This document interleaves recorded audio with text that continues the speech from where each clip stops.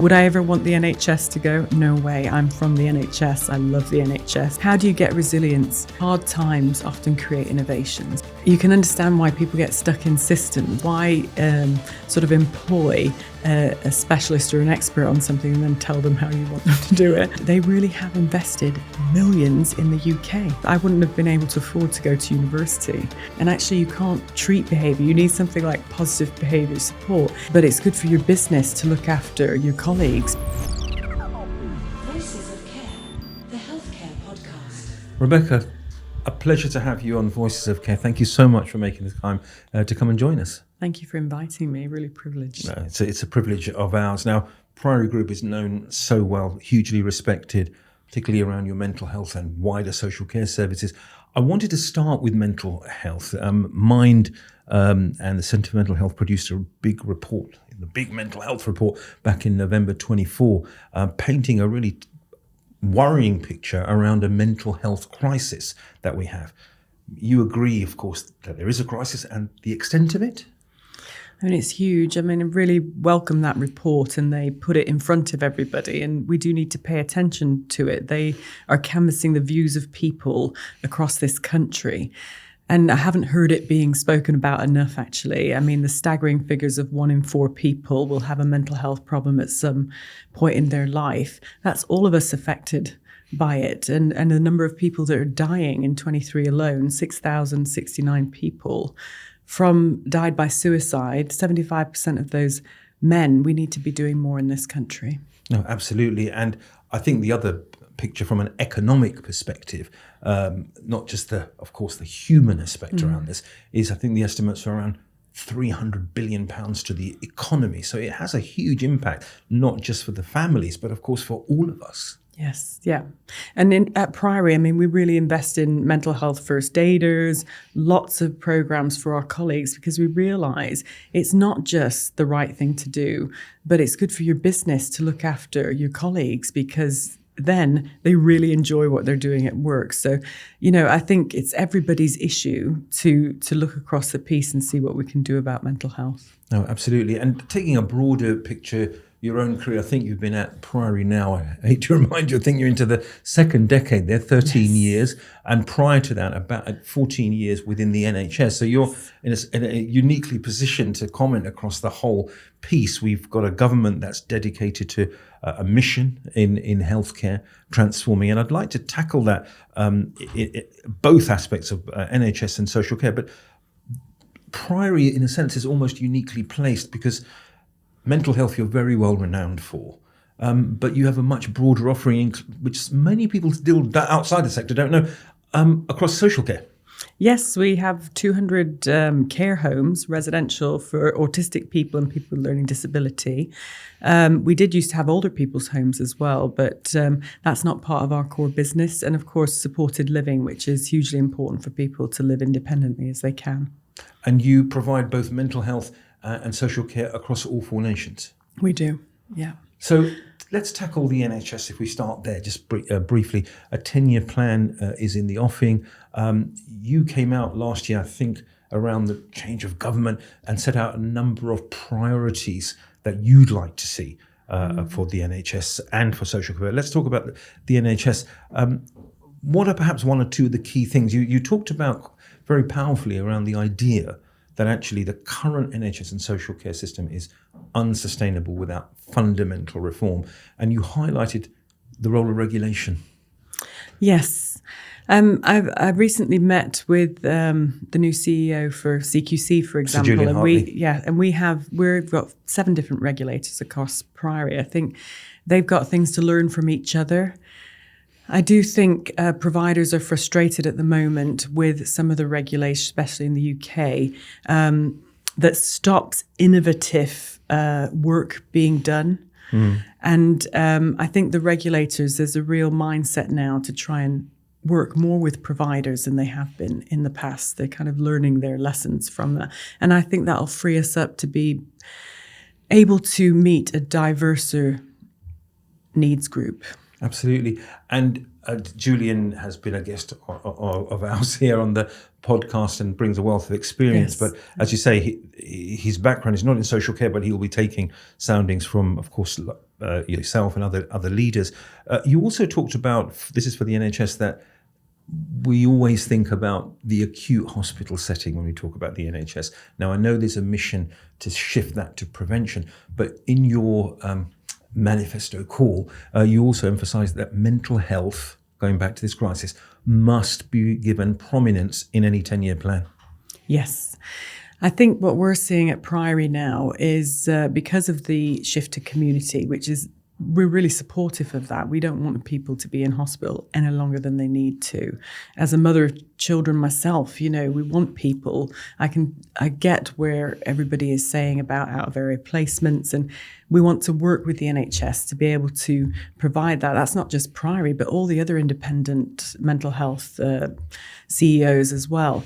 And I think what we're noticing is that by the time people get to us, they are more acutely ill than they have been. But nonetheless, we approach everybody as an individual. We're good at measuring outcomes, and we're able to say somebody came in and these were their thoughts and feelings around their life. And when they were discharged, this is, the improved outcome for them. We plot that on scatter graphs and, it's really an exact science. So being able to put that to your work is really important. The other element of supporting people who are very, very ill is obviously you need a very specialist workforce all the time, prepped up environments, etc. And I think the independent sector has a real role to play that's able to invest in those things on behalf of the NHS and the people of the UK. And that's how we see ourselves, serving the people of the UK. I don't look after anybody differently than I used to look after in the NHS. It's still my mission to help bring people back to their lives as they had them. And one of our purpose motto is live your life. Absolutely. And I wanted to touch upon that. You talked about workforce and before we talk about social care, but I want to hone in on that because we've obviously got a long-term workforce plan for the NHS. It was issued back by the previous government in 23. I think Mr. Streeting is going to have a look at that. But leaving the politics of that aside, the idea that we're going to need to grow nursing by 92% under those numbers, I wanted to highlight, because this is, as a nurse yourself, yes, you're as a clinician, Priory has decided, in a sense, to take its own destiny in its own hands and support some of your workforce to become registered mental health nurses, of which there is a shortage. Yes. I'm really proud that we've just recently enrolled our 200th apprentice into a nurse graduate program. And we enroll about 45 HCAs a year, and they can earn as they learn. I mean, I went to university when they still got tuition fees paid and a small grant. It was dwindling year by year, but I remember it well. Coming from a family who actually, unless we'd have had that system in place, I wouldn't have been able to afford to go to university. My own father, for example, very smart man, went on to do a plumber's apprenticeship because he was told, come on, you leave school at 15, just get out there and work. And I think that's why I'm so passionate about giving people learning opportunities. Sometimes we have one-parent families who, for whatever reason, it wasn't right for them to stay on at school, or they didn't have, that wasn't there. But to be able to now at Priory be able to study for a degree, and we have about 550 people going through apprenticeship programs at the moment to become psychologists, OTs, all different types of careers. I even want to bring it in for our maintenance teams across Priory to become electricians, plumbers. We don't need to stop there. We invest £14 million a year in apprenticeships, so really do believe in growing our own people, and you get loyalty and commitment back. I mean, the retention rate for nurses we've trained ourselves, I think more than 85% of them are still with us X number of years on. That's an astonishing number when you think about the number of people that I think it's 1 in 5 leave the NHS after qualification. And I think you'll know, of course, the RCN and UCAS stats at the end of 24 showed a really huge drop in some parts of England, 40% of people enrolling in nurse degrees. And as a personal note, your comments resonate deeply with me. I qualified as a lawyer more decades than I want to admit, and I wouldn't have gone to university without the fact that I had a grant. And I think that's a really big issue, because burdening people with debt to become, let's say, clinicians here is something that's going to make the projections of increasing under the workforce plan really difficult. Yes. And one of the things that a group of social care CEOs and I have met together to talk sort of with the big 5 companies, what can we do about the pressures on social care? And I know you're not going on to social care yet, but what can we do about people's debt from being students? If they come and work in health and social care, how can we cancel some of that out from them to give back and have a win-win so that we build up the workforce? Or offer retraining into nursing. You mentioned, is it a 92% increase they need in nurses? Well, there has to be a win-win and a benefit for all. And I don't know if that's something that the government would consider. Well, the RCN proposed last year at some point that actually, as an incentive, if you complete your nursing and you stay at the NHS for X number of years, your debt will reduce. But you sort of short-circuited all of that. I think with the University of Bolton, that's the collaboration you've had. Yep, it's a really great collaboration. They work with us. And we also invest in a team of nurse educators that help people in their practice. We really invest in preceptorship. That's the period of time when somebody first qualifies as a nurse, to make sure. And we got a national award actually for the digital online AI type of to help people have self-reflection, look at their learning needs with their mentor. And I think we've also got a kite mark from Health Education England for the work we're doing, first independent sector. So, I guess I'm here today to bust some of those myths that come out that say, well, you're only taking off the system. No, independent sector here is to be integrated with our health and social care system and add value to what's in place. Would I ever want the NHS to go? No way. I'm from the NHS. I love the NHS. I think it's but there is definitely room for everybody to serve the people of the UK and use taxpayers' money cost effectively. Two birds with one stone there. Yeah. I guess it plays to your lifelong traits of leadership. I think you used a few words that would describe your leader: a warrior and someone with a passion. If you see I know you're going to become a lawyer at one stage, actually, but law's been lost for that. But this, I guess, plays into that bigger role. And one final thing on education, because it really struck me interesting. You're a big fan of the idea of promoting leadership. You're the first female CEO at Priory for women. And I think you did your own master's degree at Manchester Business School. And you encourage colleagues to do master's degrees if they want to, male and female, but particularly to support women leadership. I do. And because women colleagues often have a lot of experience on their CV, but not the qualifications always. And that could be for lots of reasons. They've been raising their children, really great reasons. So I have nearly all of my managing directors, and I have 7 of them, have been through or gone through masters in leadership or else an MBA, because I really do believe in giving them. They're serving the people. The UK, they work long hours. It's and they get that on Priory as well. Tremendous. Tremendous. Okay, let's talk about social care. That's the other side of the coin we were going to touch upon. Now, obviously, the government has announced a commission. They still have a vision, I think, for a national care service. I believe that's still on the agenda. So. Now, Baroness Casey is leading that, a highly respected individual.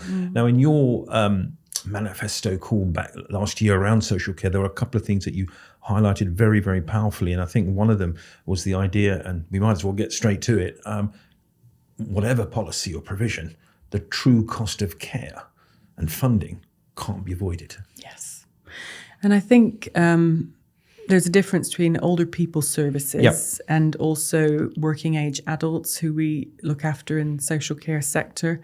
Working age adults, generally, they are completely reliant on the local authorities funding their care, or maybe some NHS funding. But, it's an imperative, really. I think it says a lot about a society, how they care for and support people who are vulnerable. Mm-hmm. And one of the things that I'm really proud of being British is that we do that. And I don't want us to lose that strong ethos of caring for people that are vulnerable. But sometimes the system is set up for parents to be a barrier to them being able to access help instead of opening doors for them. And oftentimes when people have got to our services, they're exhausted. They've fought school systems. They've fought to get provision for their loved one. And one of the biggest compliments I think you can get as a social care provider is when a family member says, I'm really worried about my brother or sister or my son, daughter, or mum or dad. I'm now not worried. I sleep at night. I know they're being supported in the way that they want to be. And, giving a family something like that after years of struggle is so important. That's what the social care services do. And I do support a national care service because I personally champion care as a career for social care. But also, I think it's really important that the government take on the views of big social care providers because we can see across the whole landscape for them and help to set those standards because social care workforce is really proud of what they do. A lot of people, especially in healthcare, and I can say this because I'm a nurse, will sort of think, if we do healthcare, we can do social care. No, you can't. I mean, I've been a COO of 240 care homes through the pandemic. What I saw those guys go through, the can-do attitude to be able to just support people day in, day out. In winter when it snows, walking, that is the power and the commitment of the social care workforce. And they do deserve to be recognised in this country and not be a second afterthought. No, absolutely. And of course, you'll know Sir David Pearson and Professor Ona Smith from Skills for Care and the social care workforce strategy. The other thing to talk about that specialism that you called for, whatever happens with this commission, and we have to wait for a few years, it seems, before we get the definitive answers on that, is that you have made it clear that social care, the provision to people with autism, learning disabilities, that must be highlighted because I'm not sure that's absolutely clear. And also the idea of early intervention, I think, which is what you were hinting at. Yeah, I think, and transition from children's services into adult ones, I think, mustn't be forgotten. And, you have all the facts and figures. One thing I like about you is you can pull facts and figures from everywhere. But, we have a disproportionate amount of length of stay in hospitals for people with a learning disability or autistic people. And Priory is well placed, as are other independent who have both hospitals and social care to give people a complete pathway. In 2024 alone, we moved 27 people through we have some bespoke therapeutic placements, BTPs we call them for short, and they become part of your language, don't you? I was trying to remember then what BTPs were. Bespoke therapeutic placements. They were specifically designed to say, if we create in a mental health hospital, because a lot of these patients, or all of them, are detained under the Mental Health Act. They're in a ward that's very noisy, that can cause distress behaviours. People then don't see them as getting better. They end up staying detained for longer and they can't move into the community while they've got that necessarily. So these bespoke therapeutic placements were actually a brainchild of Claire Reeder, who works at New Cross Healthcare. Yes, indeed. And we have 19 of those now. And we've been able to demonstrate an average length of stay used to be 5 years. We get that down to 18 months because somebody's in an environment that's bespokely created for them, for their needs, for the very complex. And then we work with commissioners, their families, the person themselves to transition them into community placement. Now, we did 27 this year. We've done 89 over the last, just from bespoke therapy, but 89 people moved out of hospital into community over the last couple of years through proactively pulling people out of the hospital system into community. That is good use of resources. And 5 years to 18 months, the calls on the public purse, where that's being funded by the public purse, potentially has dramatic impact over the whole system. Yes. I mean, if we're only doing it in a small way, but is the mission to do as many as we can, because I'm a mother of an autistic son. Mm-hmm. And, you know, when different things happen, you think, you can understand why people get stuck in systems. And I can see how wonderful life can be lived once you just put the right things in place for people. Absolutely. And that's I think that those are purpose-built units within the hospital setting to support that. Yeah. I wanted just to, as a slight segue, we talked about the public purse, and we should just tarry there a little on social care. Of course, you're aware, we've had the Providers Unite March in Westminster, people really across the industry really challenging the government around the impact of the national insurance rises. Now, it's a political issue, but I wanted to get your view on the impact that it is having or could have, because providers need to be able to innovate. But of course, that has an impact in terms of operational resources. One, I encourage my colleagues, hard times often create innovations. So, I think it's helping us to look at things collaboratively. Having said that, though, I guess the angle I come from is, have we considered it from a safeguarding point of view? Because there's some smaller providers out there who will absolutely not be able to weather this storm and not be able to afford it and the increases. And local authorities can't necessarily compensate them as well at the same rate, or they have to put the money up front and they might get their fees up maybe even 18 months after they've had to do the initial investment. And I guess what is behind, people say we're going to hand back packages of care or we're going to have to close a care home.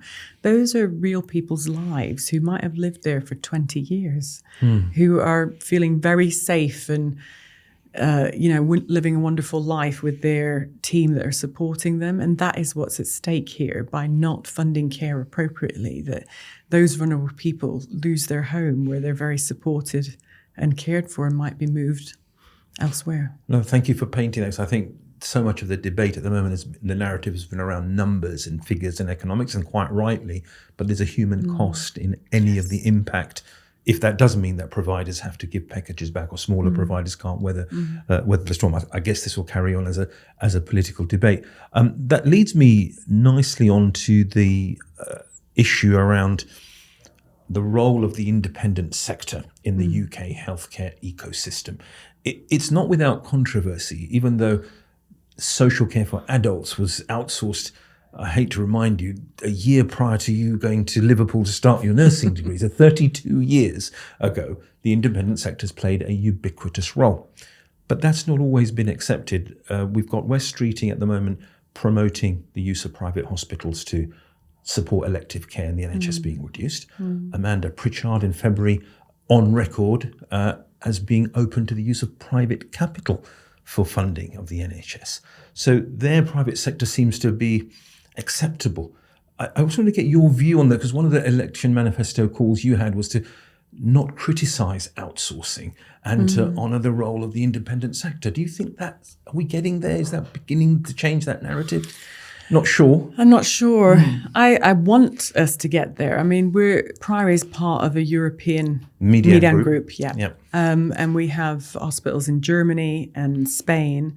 And one thing I noticed particularly about Germany is the independent sector there is just classed as part of the system. They have their public hospitals like we have the NHS. Yep. But there's no sort of moral issue almost that people create with, like, if you've sent somebody to a Median Germany rehab hospital, it's just part of their care pathway because they don't have any beds blocked. As soon as somebody's X days, they then go for 3 weeks of rehabilitation, and then they go on and they measure outcomes really well and show that system really works. So I noticed the difference between the CEO of Germany, what he never has to have any of those debates, and what independent sector can, and I'm not coming up with a woe are we independent sector because I'm fiercely proud of what we do and what we achieve. It's more, how much could we just unlock if we all worked as a team? And how much could we actually prove in the system where is the best way to spend the taxpayers' money? So, for example, NHS might want to really invest in oncology care or high-tech equipment, but then keeping a specialist workforce trained all the time on certain mental health conditions, etc. isn't the best use because they don't get the throughput. And where can we all contribute to the best for the people of the UK and just set aside this ideological barriers, or the media saying, doing FOIs to NHS commissioners or ICB saying, how much have you spent in the independent sector? And then they might say, oh no, they've spent this amount of money. But actually, they've saved this because they haven't had to invest in very specialist environments. I mean, we built a ward, just one ward recently for 12 patients to keep patients in an NHS area for Lancashire. And that cost us £4.5 million to build the state-of-the-art safe ward. If you think of that multiplied by just 12 beds across the country, absolutely, yeah. We're going to get that capex. So I think we can, work hand in hand to meet the need. I'd love to do a study actually about cost effectiveness of different parts of the system. That will be a good piece of health economics. We might have to bring you back to see when you've done that study to see what that works. So in a sense, I guess you're saying it's the independent sector is one pathway in terms of patient care and outcomes. Absolutely. And maybe can be agile, more agile than the NHS sometimes for various reasons in being able to meet the need for the NHS or for local authorities. And it's a win-win for everybody. Well, I think under the current budgetary pressures that the Chancellor's under, that's something I think everyone should be paying attention to. One final point around the bigger picture, then I'd want to talk a couple of things around the specific services that you've been developing. And that's this other big piece of the last couple of years. I remember the word integration floating around for so long in health and social care, but we've got statutory footing now for integrated care systems. You've called for that to be fundamental across the system because you've seen benefits from your own adoption within Priory of an integrated approach, mental health and social care. And I think it stops this argument about who's paying for what. And, it keeps the patient or the resident or service user, if you're in social care, at the heart of what you're doing instead of institutions, I guess, sort of debating things. So the person becomes the center. And I guess it's looking at that shared value that it doesn't matter if you're in the NHS or independent sector, that's what you want, the best for that person. I think if I can also bring in about private equity investment, that's another thing that people go, oh, that must be bad.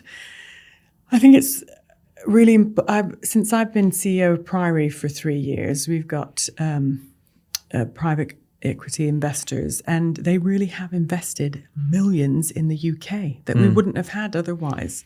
One of the things as a chief exec, I wanted electronic care records for all 200 care homes. That bill, when you've got 200 care homes, is in the millions. Yes, it's the Nourish system that you... Nourish system. And I heard a wonderful story at our adult care ops board today, because we always start with a resident or patient story at the board, about how somebody has used a resident who was very resistive to their care, has used the Nourish system because he can plot his own timelines with his support worker, which we didn't have when people were writing about people. And I guess it's about having an open mind. And forgive me, I'm totally British at heart, even though I speak with a funny accent, but we need to open our minds to look at, a bit like Amanda Pritchard said when you said about opening ourselves to, because I've had so much investment in digital stuff for the people of Britain that I wouldn't have had otherwise if we didn't work every part of the system to see how it benefits the people of the UK. And I guess as long as the safety of patients remains paramount and the outcomes... It has to, because they can't sell their business unless safety and quality is paramount. It's just such a nonsense when they say, oh, it doesn't matter in... Absolutely. And I think when you're talking about the private sector, I think the context for the Amanda Pritchard's comments were, I think, to look at just the maintenance and the repair of their estate is £13.8 billion. That's not going to be easily magicked out of the public sector. So really interesting to get your perspective on that. I wanted to move on to a couple of areas of the services that you provide which have national significance. I know all providers are keen on developing that, but under the mental health rubric, addiction services are really an important part of what you do. And I've seen reports from Priory showing a dramatic increase in referrals from right across the board, whether it's body dysmorphia, shopping addiction, etc., ketamine. Tell us a little bit about that, because that has a huge impact on all of society. I mean, I don't know whether it's people are talking about it more or what happens, and people feel able to say, which is a really great thing, because if you can verbalize it, you're on to getting help, treatment, recovery, whatever.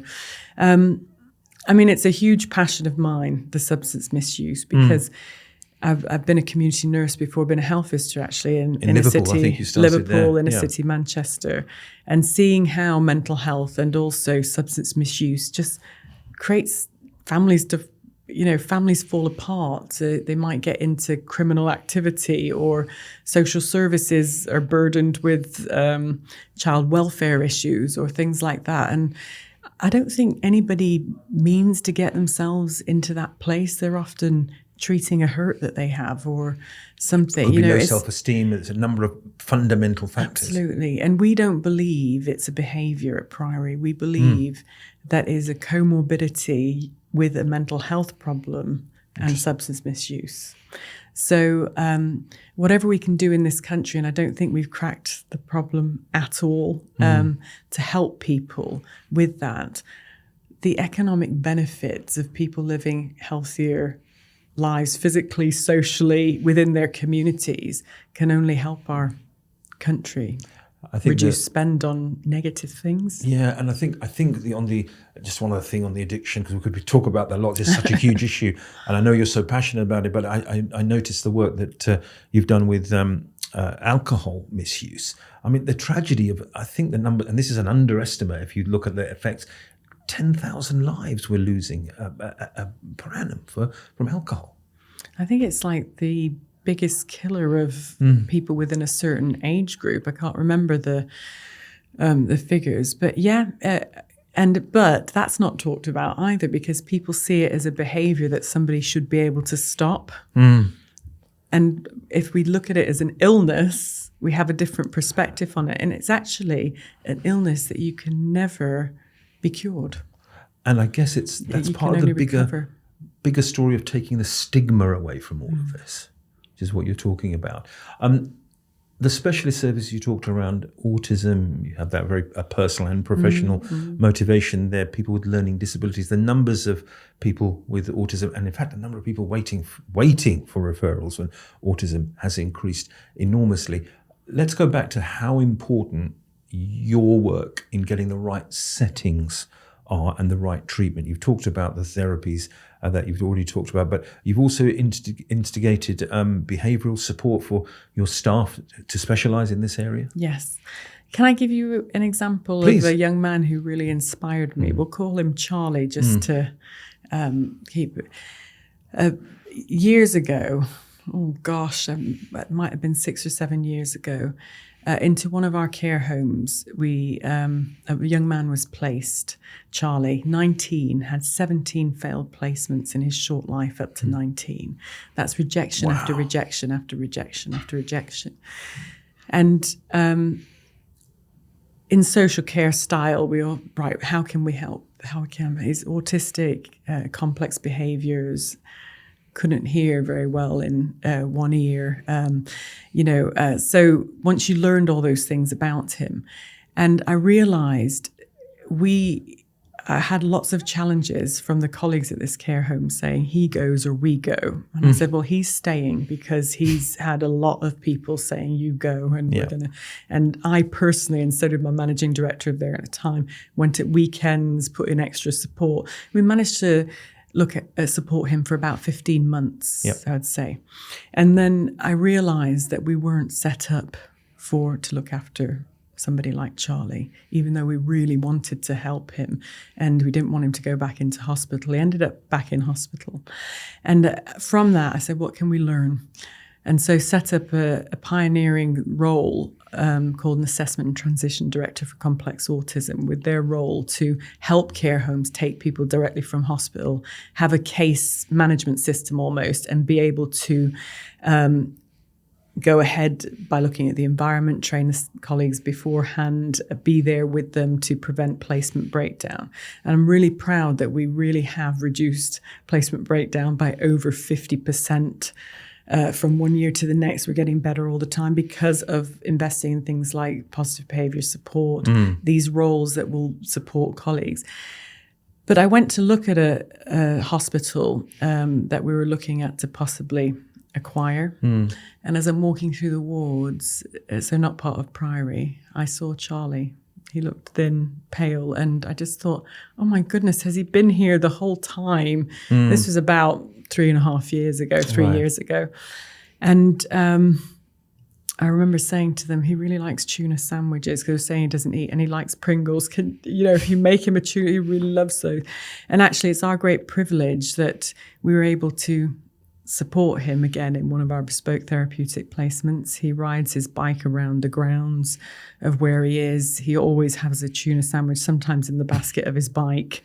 And to see the joy in how he's come on. The other day, he was at a family barbecue that he had, and he sat next to his mum for the first time in years, and she could hardly believe he was sat there. Those are the differences you can make when you put the right things in place, where you try and do things in a person-centered way. And he actually taught me a lot, and he's on his way transitioning out into a community placement again now. But I wish we hadn't had to do that. No, detour. But it's a fabulous example of these fabulous policies and national directives. And I think we talked about earlier than NHS England's report a couple of years ago showing people with autism and learning disabilities, I think 57% went out of area hospital. But if we bring it down to the human level that you've just talked about, the other, that story has just reminded me of something I read of your work. I don't often mention guinea pigs in the Voices of Care podcast, but Buzz and Nutmeg were two guinea pigs that helped support one of the people that you were helping who had autism. And it required just a small, inverted commas, change of protocol. I think that brings the reality back into it, doesn't it? I think there's this young woman that went to Priory Hospital, Glasgow, who nobody would accept her because of her complex, but and that's what I think, I see it in my own son. The dog will tell him how his mood is impacting other people, probably more than a human, if he sees the dog tail go down or a dog tail wagging. And animals can connect with people in a different way, all of us, no matter what. The very fact that this young woman could not get the treatment she needed because nobody would take her with a guinea pig, that's just nonsense. So we change the protocol. The guinea pig even had their own care plan, and to make sure that, and it really worked. She gone from strength to strength. She's now in the community after years of hospital, and gone with her guinea pig to community placement now. And that's important because 41, I think the numbers are from that report, 41% of people who are in hospital settings could or should be in community settings. And that has a big impact on numbers and budgets that you've talked about, I think, without a doubt. Yeah, must do. I just think instead of barriers, we create barriers sometimes ourselves without, what really is a guinea pig going to do in a ward? I suppose you could think, what if something happens to the guinea pig? But, we've got to think, how can we and not why we can't? Why we can't. And one final point on the cohort of people that you support, particularly with autism and learning disabilities, and this vexed issue, I know it's very passionate for you, and I think it has economic impact, but I think it has an operational and clinical impact, is the subject of over-medicalisation. I think there's a significant, I think the stat was 35% of people given psychotropic meds. With a learning disability. Yeah, with a learning disability. Who don't have a mental health diagnosis. Now that struck me as bizarre. And that's what I meant when social care has got its own very proud professionalism in itself, because I think sometimes people end up on medication like that because we try to treat behaviour, and actually you can't treat behaviour. You need something like positive behaviour support. In fact, across Priory, I'm trying to get that into some of our hospitals. Our social care colleagues are going into hospital and giving them tips around positive behaviour support for people. And that doesn't have to be somebody with a learning disability. CAMS, it works. It works in our rehab and recovery for long enduring mental health issues. So, instead of trying to work with somebody on their behaviour, we go, we must medicate. And then that causes another problem. So we then medicate that. And some people that we've had discharged into social care can be on like 19 medications. And these social care professionals get people down to 0 and become different people. Wow. That's... they start to live their dreams. They said, one lady recently, there's no doubt that the care home saved her life. I think she was 30 plus stone when she came, Prader-Willi syndrome. She was going into heart failure, had ballooning legs, very sores on her. And the team worked with her over a period, so she lost all her weight to get down. Now that was daily going swimming, enjoying walks. They set goals. She really wanted to get to Disneyland Paris. It was her favorite thing. She made it there last year to Disneyland Paris. I saw the pictures of her. She'd lost her weight. She has a boyfriend now. She's living her a whole set of other problems, life. Probably. I know, no, but she's really that's enjoying. Amazing. But they said if she'd have stayed at that weight, she had about 18 months to live. Wow. And that's the difference, that social care colleagues come at things with a different angle than a medical model or a nursing model. So I'm a bit fierce in that I go, no doctors allowed in the care homes apart from what, they can access, like you and I do, like our GP or normal hospital appointments, because we don't need to medicalise people's lives. Absolutely. One final topic to end with. I know your passion for making a difference to people, I think, comes from early childhood. I think both your parents and missionaries to support making a change with people, not waiting to get invited. I think your father went to, someone who passed away, and that community sense. And this really brought out a lot in the stories you've told. I want to centre on all of this change, whether it's the Social Care Commission, whether it's the 10-year plan, whatever we're going to do, is going to require compassionate and courageous leadership. And I just wanted you to speak a few minutes, perhaps, because I know leadership, first female CEO, someone who, as a clinician, taught themselves at Manchester Business School about business. 2 or 3 things that you would recommend for aspiring leaders in healthcare that you can share from your experience, good and bad. Good and bad. Wow, that is quite a topic. I think it's important to me to always have touchstones, because when you're things that are really important to you, and I have some touchstones that I always go back to, no matter what problem you're facing, and you can kind of weigh it up within that. So I think it's always knowing that you never have the answers. In fact, the more you educate yourself and learn, the more you realize you don't know. So it's have that curiosity, inquiring mind. It's a good Socratic principle.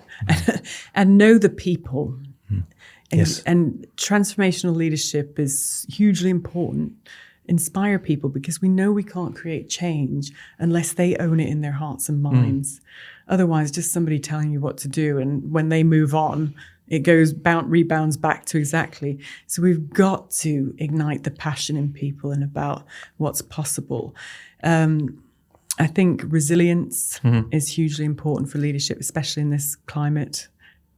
In whatever job you do, you need to really be resilient. And how do you get resilience? Well, it's having a really good team. It's talking to people when you find things difficult. It's celebrating. For me, when I feel like resilience is low, I go back to some of our case studies of how somebody's life's changed because of what we help, and it gets you up another day. So I think having resilience, those touchstones that help you make decisions, for me, the patient and the resident is always at the center.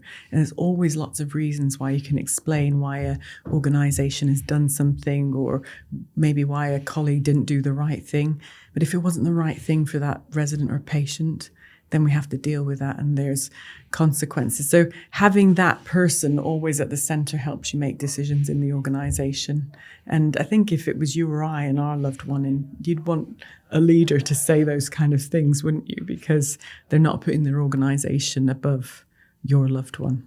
And I think you've been on record as saying, obviously, you take a lot of inspiration from many different people, but Steve Jobs was someone whose wisdom impacted you about the idea of it's not one person alone. It's not the hero leader. It's very much an approach of drawing from your team's expertise. Yeah. And that thing as well, why sort of employ a specialist or an expert on something and then tell them how you want them to do it.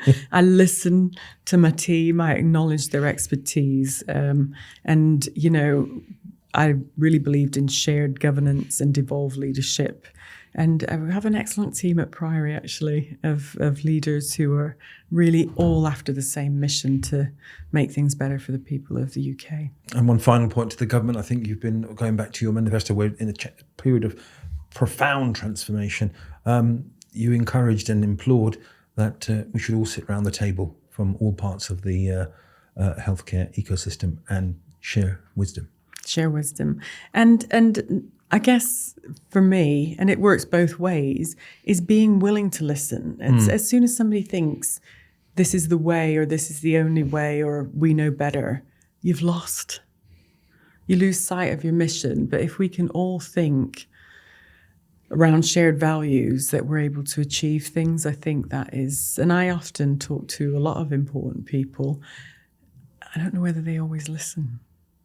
Maybe it's they time. Nod and they smile, but I don't know whether they've heard. And I think we're into this era now where we've got to be hearers and then action and collaborate.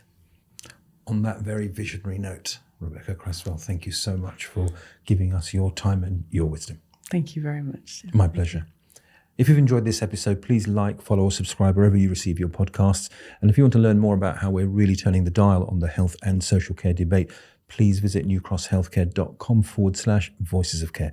In the meantime, I'm Suhail Mirza. Thank you very much for joining us today, and I look forward to seeing you on the next episode.